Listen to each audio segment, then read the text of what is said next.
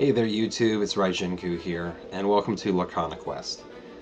This is a episode where essentially we're going to try to quest to find more information about what exists in the game, as well as the things that haven't been revealed just yet. Alright, so in this part here, I'm going to go over the decks that we have listed. So for this part, we have two different characters on each of these here. I think one of the interesting things about this is that we have most of these characters that are unknown. You know, we haven't seen them in any capacity in this game for the most part. The thing that's interesting here is the fact that we have Cruella de Vil. Now, we've already seen her over here. This is a remake done by Lorcana. Great resource, definitely check them out. But in this thing here, it appears that it just has this symbol down below. Now, these symbols is taking me into a side tangent here, but I do think it's important to kind of know. There are some commonalities between them with Stitch as well as with Robin Hood. So there's like a silver. There's like I don't know if this is a white or like a light gray of sorts. Then we've kind of got this copper bronze type of material. And then we also have this gold over here.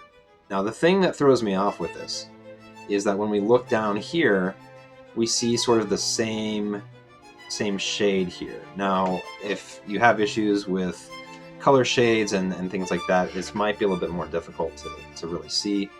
But if I zoom in here just a little bit, I don't know if it's just because this is shinier. I don't know if these are the same ones or not. Now, clearly they are different symbols, very clearly. I would like to think that it's just related to the villains, and that the villains themselves may have their own sort of specific type of symbols.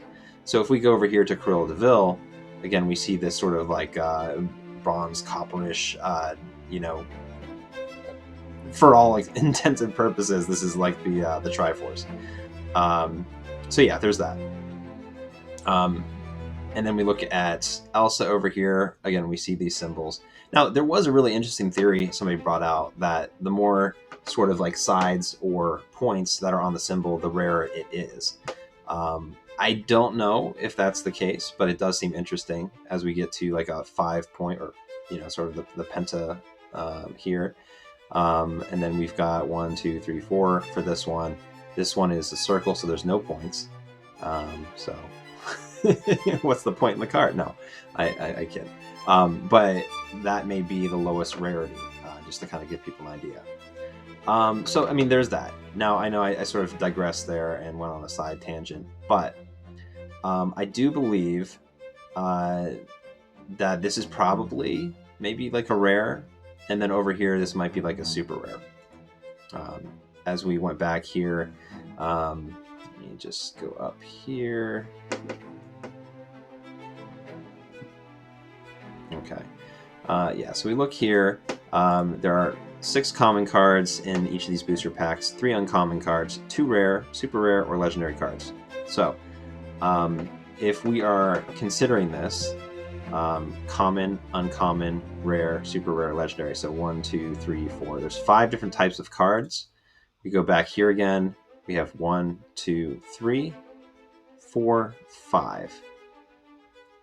If there is no difference with the villains in their symbols, these are our 5 cards. These are our 5 rarities. If it doesn't work that way, and then we're in a whole nother boat here, folks. Yeah, so this is the interesting part right here. Now, I do want to jump back to the decks. I'm going to jump back there. Yep. First time with the new digs here, guys. So, anyways. So the interesting thing is about these starter decks, right? We've seen Cruella de Vil. And last I knew, or initially, I just thought it was just a common. I mean, it's definitely a solid card. It gives you some ability to sort of manipulate the field a little bit, return things back to their hand. I think that's cool. But yeah, so I thought that was a little odd choice. Originally, when I looked at these, I was like, okay, well, perhaps the top card is actually just sort of like one of the support sort of colors and themes, whereas the bottom card was sort of like the main powerhouse, like the main focus of the deck. So, we take a look here at Aladdin. And the one thing I really wanted to point out here is that he looks a lot like his father. So if we go to the images here, Kasim is actually wearing, in a lot of these, this little pendant, or the little thing that goes on the side of this outfit. Now, again, I'm not very knowledgeable about what these things are called, so please bear with me. But it is worth noting that it is very similar to the attire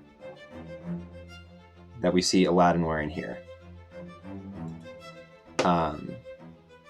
So yeah, I thought that was pretty interesting. So I'm thinking, in this, again, he's at the very minimum, he's a Dreamborn. I don't think he's necessarily a Floodborn, but it's not an impossibility here.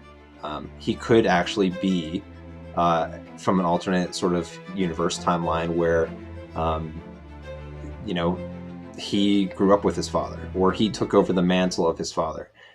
He's was one of the leaders of the 40 Thieves or whatnot. I'm not entirely sure, but they do bear a resemblance there, and I did want to point that out because I'm like, oh, this is really interesting. So yeah, okay. Where as we go further down, we get deeper into some topics that might be a little uncomfortable for some people. All right, so I just want to point that out there. I do, obviously, we're going to get foils of these cards, because it said in the section here about the decks, where we get the 2 foil cards of the characters on the package. Okay. Yeah, so I definitely think that we may see, perhaps maybe there's a common thread between these.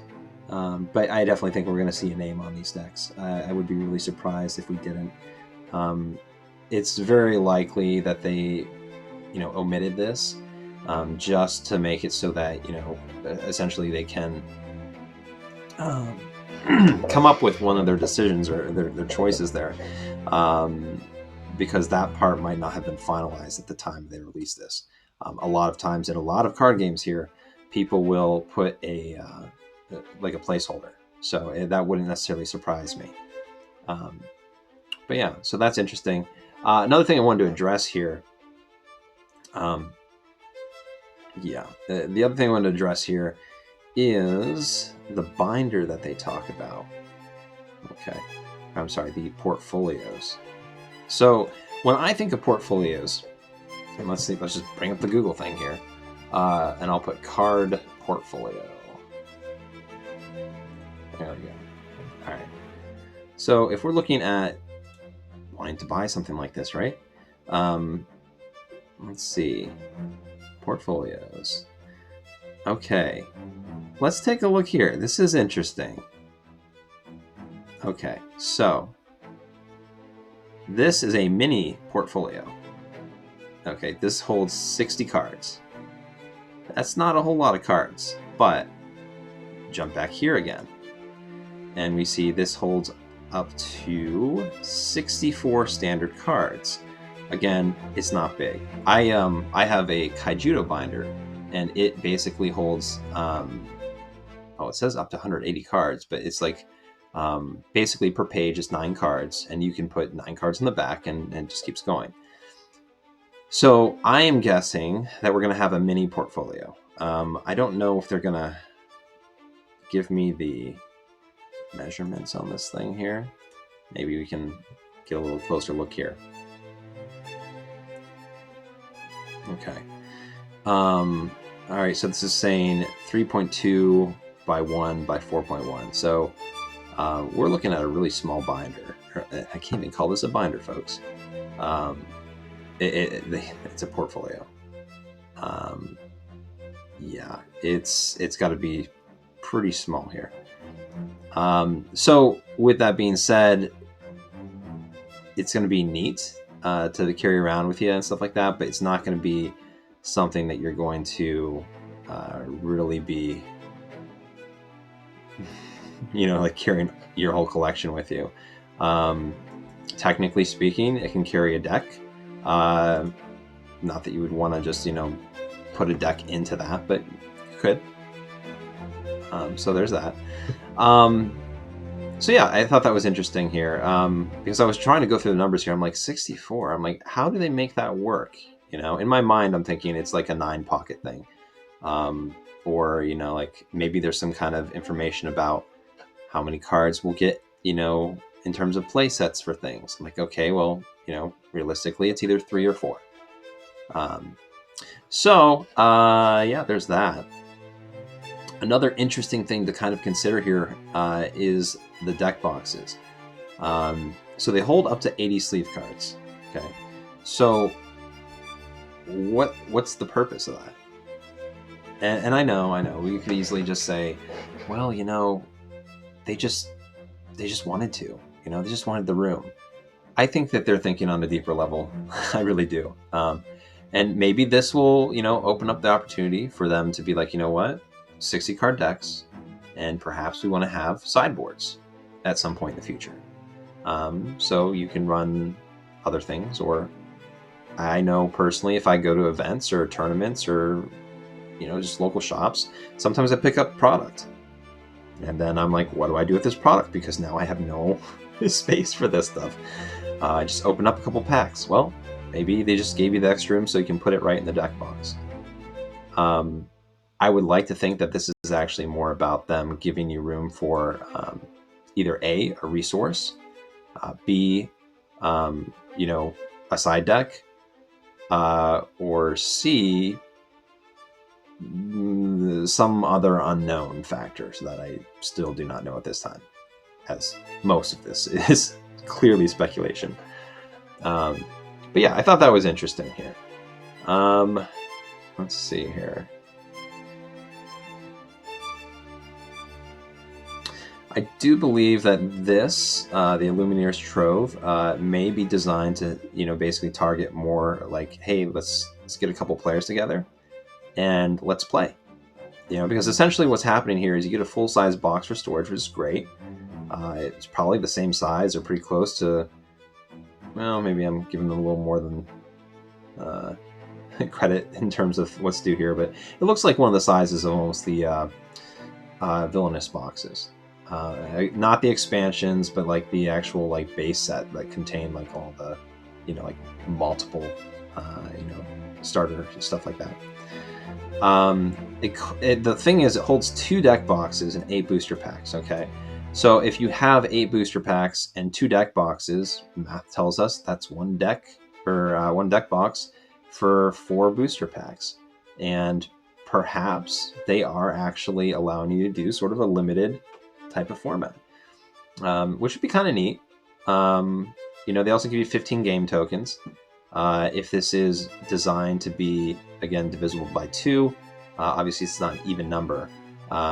So in order to get that to an even number, we'd have to basically take off, well, and not even per se, but either get it down to 14 or get it down to 12. I think that's the ideal thing, or down to 10.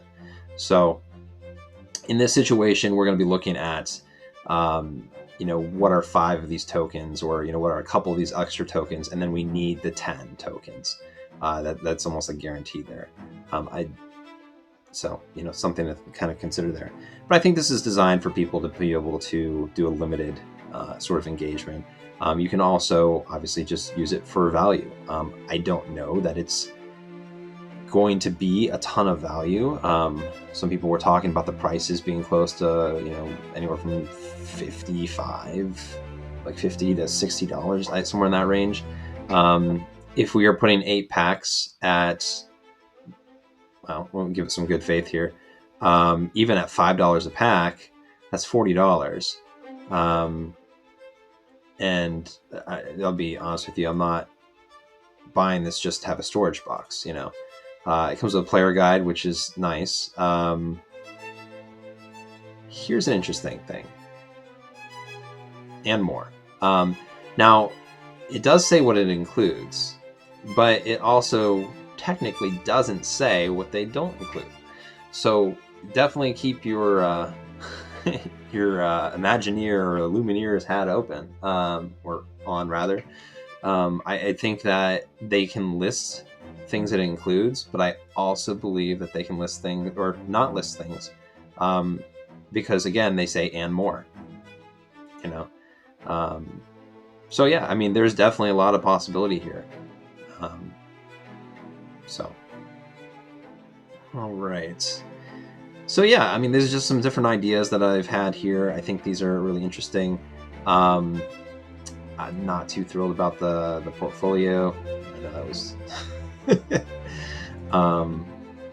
but yeah, because like these are looking like they're about the size of a pack. It's like those little tiny things. I actually have, let me see here if I can find it. Kaijudo portfolio. Okay. So this is essentially the portfolio that I have, and it's obviously a lot bigger. It basically says hold 90 cards, single loaded, or 180 if you double. So there was one for a Dragon Strike Infernus or some kind of dragon set. Yeah, here it is. So this Dragon Master Collector's Kit came with this little tiny binder. I don't even know how many things it hold. They're, like it held. Maybe this will tell me. Product is currently not available. Well, I mean, I'm not surprised there, but okay. And here's the thing. Also inside is a dragon book, an accordion. Oh, I hope they really don't do that, because it literally, you could. It was like, oh, you know what? Maybe they did do this. Maybe they did. I'll give you my thoughts here in 1 second. People talked about, where'd he go? People talked about Hades, the King of Olympus, having this text down here about business cards. Well, if you've ever seen somebody like fan out like all these business cards, that is honestly what these portfolios were like. It was an accordion thing. It was not very pretty. I mean, the design itself, like this was beautiful, but like it was very impractical. It was great, I think, for kids and for people that have never really played the game before. I think it is great because you can, at the very least, these cards can go in a little mini binder instead of your pockets, and I think that that is a win. This isn't something that I feel like the competitive players are going to be using, but the kids might love it. So, but anyway, so in this situation, this portfolio only allowed them to show off 20 of their cards. So not a lot. So if you increase this a bit, you might be able to get to that 60 if they don't do the accordion thing. So hopefully they don't. So anyways, so there's that. So there was one more thing I had thought of here that I also wanted to bring up, is the possibility that the binder itself or the portfolio itself is actually one of these, smaller ones, but it's actually large enough that it's going to hold more than one card in any certain direction. I think this is realistically more likely what we're going to be looking at. So you're going to have probably like 1, 2, 3, 4, so like 4 pockets on each section. And because this one here, it holds 80 cards, right? So, kind of essentially what we talked about earlier, that it can essentially do, it was like 64 cards and then 8 full size. That should put us right up to about what the size of this should be. Basically, the remaining pages will cover about 16 of these large cards. I'm not sure exactly how it's going to work, if it's going to be a side loading thing or not, but it'll be interesting to see what they do, or how you can actually do this. So yeah, it'd be interesting to see. But anyways, just wanted to share that part with you as well. I'm definitely really excited to see more about this game. I think we're going to see a spoiler on Friday. It's been sort of a drought here since Tuesday last week. So yeah, I think we're going to see something on Friday, if not tomorrow. So I just realized that tomorrow is today. So yeah, this is going to be uploaded and you guys will be like, what? Anyways, so yeah, it's really interesting. I definitely think we're going to see some differences here in some of this. I'm definitely hopeful to see some, what the playmats look like. Again, they do include Maui. I think it's safe to say every character that we've seen, there's going to be, the villain or a sort of like side character from that story, or a henchman or an ally, etc. I would almost put money on that, consistently. So every character we've seen, we'll see more of these. Even just going off of like Hades here, there's going to be more than I would be pretty sure that there's going to be more than one Hades in the whole Lorcana first chapter. The same way with Stitch, because you want to make the cards playable, and if you can't do that, then you're going to have a hard time and a bad time, and nobody wants to have a bad time. So hard time maybe, but like also, just for reference, in case you missed it on the podcast that I did that I was on with the Citizens of Lorcana there, yeah, they had this here in the source code, or it's in the inspect area, whatever you want to call it. Okay, I stand corrected. It is here now.